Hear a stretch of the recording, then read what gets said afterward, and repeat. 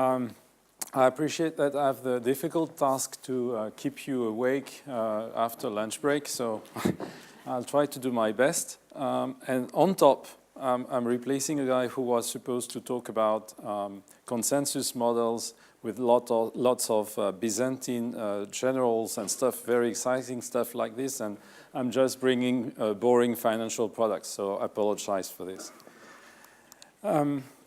So I'm trying to explain today why we believe that blockchain is really important for financial services and why this is going to disrupt our industry pretty much in the coming years, if not started already. And to try to kick this off, I would like to share with you what we believe is a real pain for the financial services industry. And one example I would like to start with is the correspondent banking example.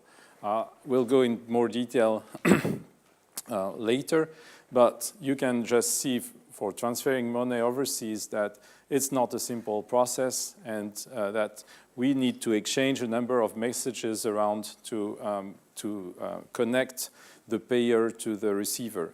So it's very cumbersome with a lot of steps, and yeah, so not really efficient.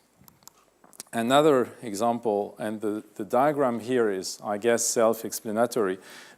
It's how the securities market is organized.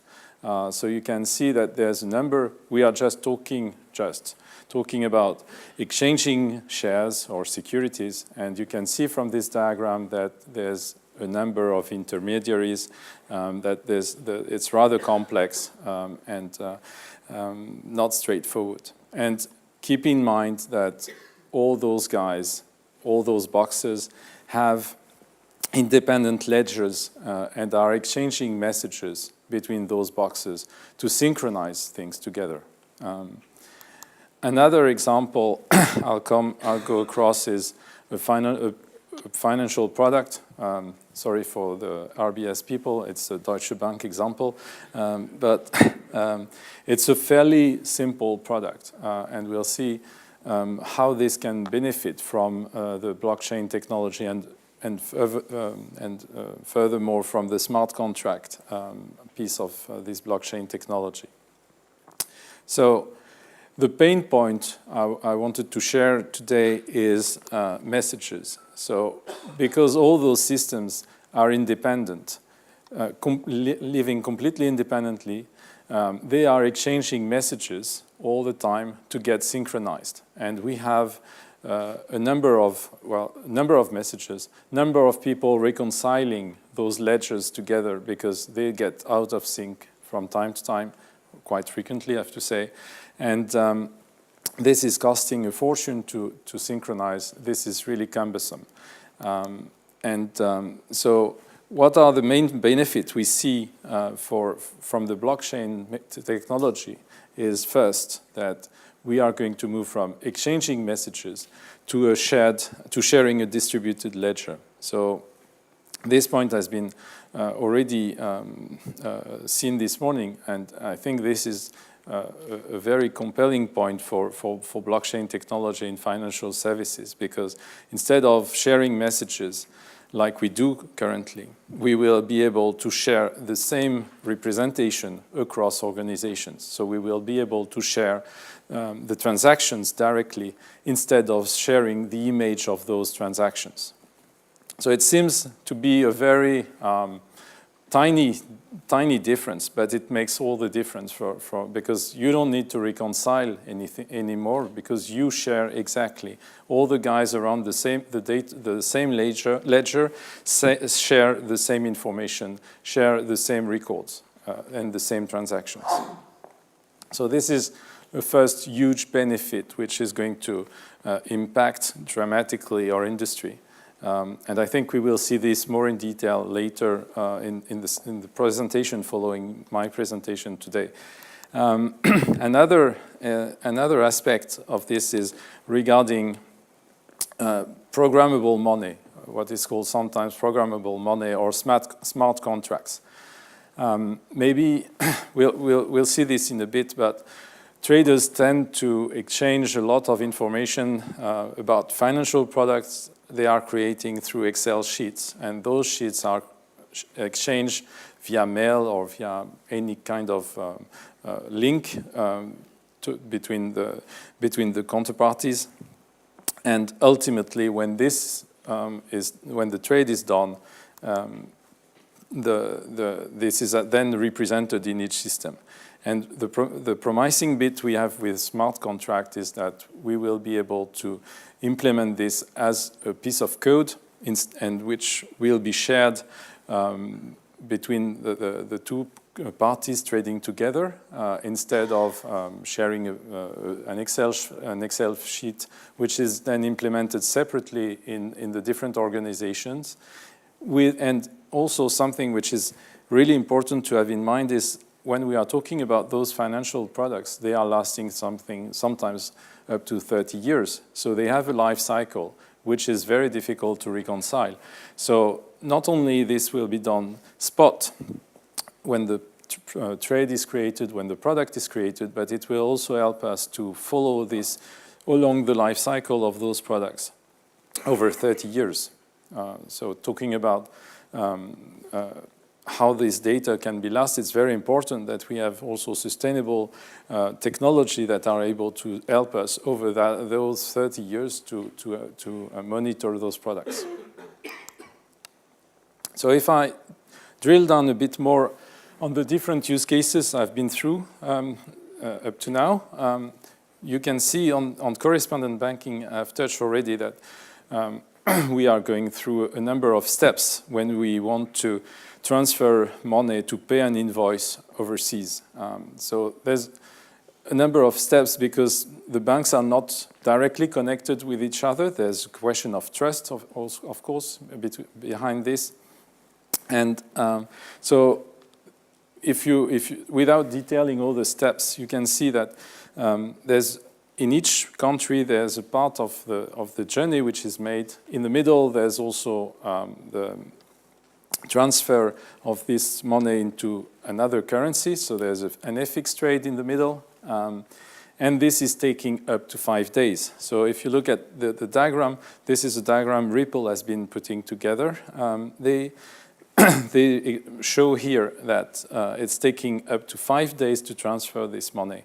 The risk associated with this are quite high as well for high amounts, and there's a kind of evaporation within this process, because maybe you can read that here something like $60 have been lost from the $1,000 sent. Only $940 are arriving at the receiver. So this is not only not efficient time-wise, but it's also costing a lot in terms of fees for the payer.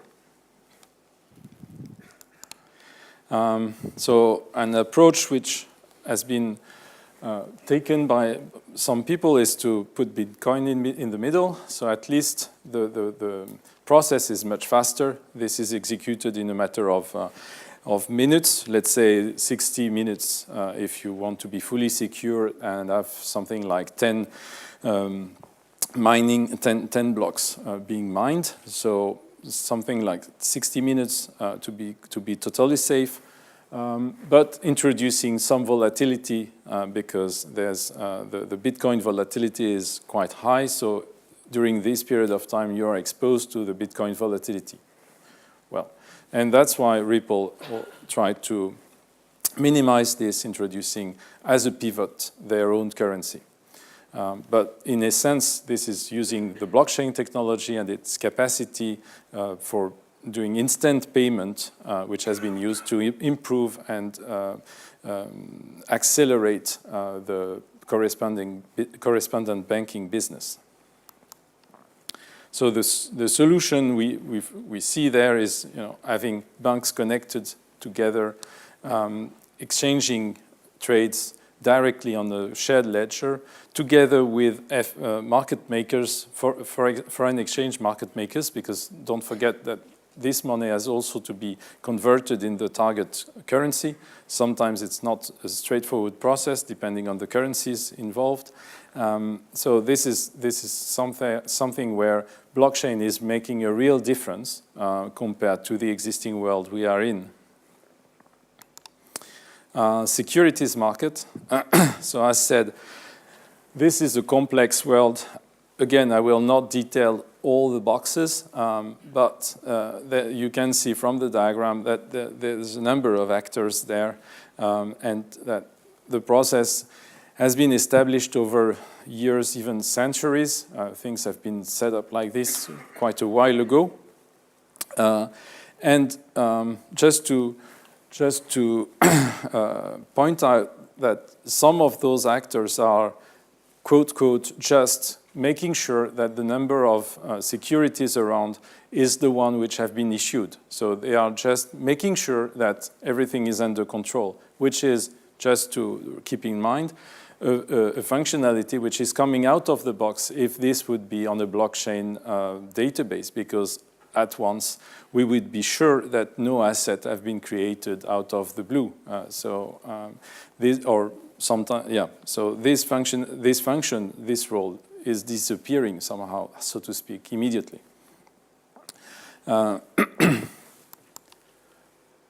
Another aspect of the securities market is delivery versus payment. So in the previous example, we were only talking about payments, which is a bit more simple than buying securities, because then you have this mechanism of sending money and getting the security for the money you have sent. And this is something which has to be simultaneous, so it's quite difficult to implement, and it's a matter of trust, because you have two parties trading together, willing to exchange different things, money versus a security or versus good.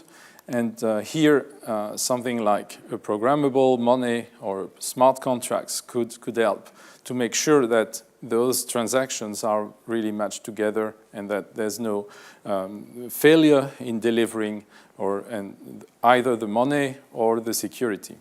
And that's why you have all those bodies in the diagram I showed previously, because this is about making sure that everything goes smoothly, that the clearing of the deals have been done properly, that you have the bond you pretend to have for a bond or for a security, and that you have the money you pretend to have for buying the bond. So all those guys are making sure that everything goes smoothly. And of course, if this is ensured by the architecture, there's no need, so to speak, to have all those roles still in the market. So structured products. So the key thing I would like to highlight here is another aspect of what we are doing is the term sheet. So when you negotiate a contract with a bank, or let's say an investor negotiating a contract with a bank is negotiating the term sheet of a contract. So what are the cash flows which are going to be exchanged over time, under which conditions? This is the essence of the term sheet, which again is discussed very often via Excel sheet. It's modeled by the traders within an Excel sheet, exchanged, sent to the investor for validation. They negotiate the terms of the contract. And so in this example, we have a kind of a basic option, and you can't read the formula, but the formula is very, very simple. Depending on the market value at a point of time, you'll get either the index or the index plus something. So very, very basic thing. When those terms are agreed, what happens is that in both organizations, so in the banking organization as well as in the investor organization, those products are modeled, are inserted into systems. And there is also a cascade of systems within those organizations. In a bank, you have very often a front office, a middle office, a back office, an accounting system, and they are loosely connected, and they don't have the same representation. A front office system is representing this in terms of risk. A back office system is representing a product in terms of cash flows. And so there is a discontinuity in the chain. And again, within two organizations, those representations are different and separate, and they are only realigned through messages. So a smart contract could easily model the cash flows that have been negotiated between an investor and the bank. They could it could be versioned as well, so that traceability is ensured over the negotiation. And when the deal is done, then the trade would be and the contract would be recorded. It's immutable, as we have seen this morning, and this is graved in stone. And then the code which is running the formula behind this contract, behind the product, will be run for, let's say, a year, 2 years, 30 years if needed, managing the whole life cycle of this product. There are some issues, though. I mean, this is very promising, but there are some issues. The first issue I see is that this is about collaboration between organizations. Blockchain is not something you implement on your own, or you can, but it has no value, so to say, because you need people to trade with you to have benefit of such a system, such a block system. So it's a collaborative technology, and to be interesting and to be useful, you need to reach first a critical mass before this can be really useful in a community. And of course, when you are saying this, it means that it is very, very difficult to reach that critical mass, because you need to have a number of people agreeing upon what you say. That's why R3, for example, has done such a terrific job in bringing together a number of organizations working around the same table. And this is very, very difficult. So what we believe is that blockchain will be more successful in smaller ecosystems first, where it's easier to penetrate and to install something new, because when there's nothing to replace, it's easier to install something new. Very basically. So this is true either geographically or functionally. So I think blockchain will be introduced in areas where there's nothing functionally, in smaller ecosystems. For example, if we keep this example on securities, primary market on bonds is one target for some people already. They are working on this because the gray market before the primary market is not something which is currently an established ecosystem. There's no system for capturing the orders at that time, and so it's easier to deploy something based on blockchain in this area. Another aspect which is an issue, and this has been touched also already this morning, is consensus. In the financial market, we can't share the transaction between all the participants. This is not possible. This is in particular for OTC transaction. This is or even listed transaction, but this is something which is not shared. So you can't share.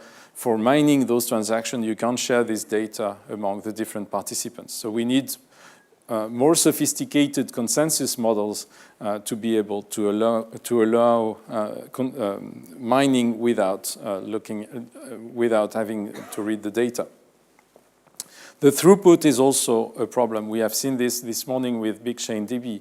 The throughput we have in a regular Bitcoin blockchain is insufficient for financial market activities, way way insufficient. So we need something more efficient in terms of proof of work, in terms of consensus, to have a lighter approach so that we have a faster throughput.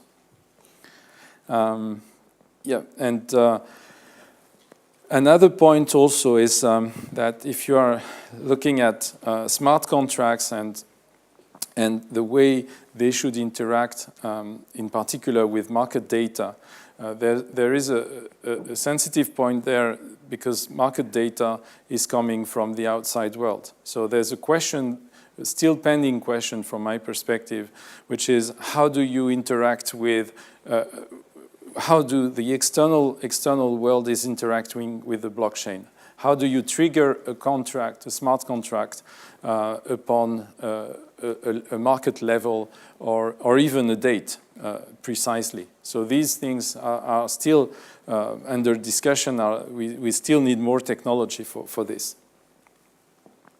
Another aspect is do we need to keep the money in the ledger if we have money and securities, for example? Should we leave this money and these securities in the ledger all time, or can we reuse this as we do in the financial market? We use massively collateral, for example, and we don't have, at the time we trade, we may not have the securities, but they will come later. So how do we model this in a blockchain environment? This is not yet fully answered. And finally, another topic regarding smart contracts, in particular for the derivatives, is how do we validate those contracts? Because in the world we are in currently, we have spent a number of years validating ISDA contracts, for example, making sure that everything was okay. We need to have something similar in the blockchain world so that we are not spending endless time validating piece of code implementing financial products. So these are things we think are needed for moving forward into this very promising future. That's all for me today.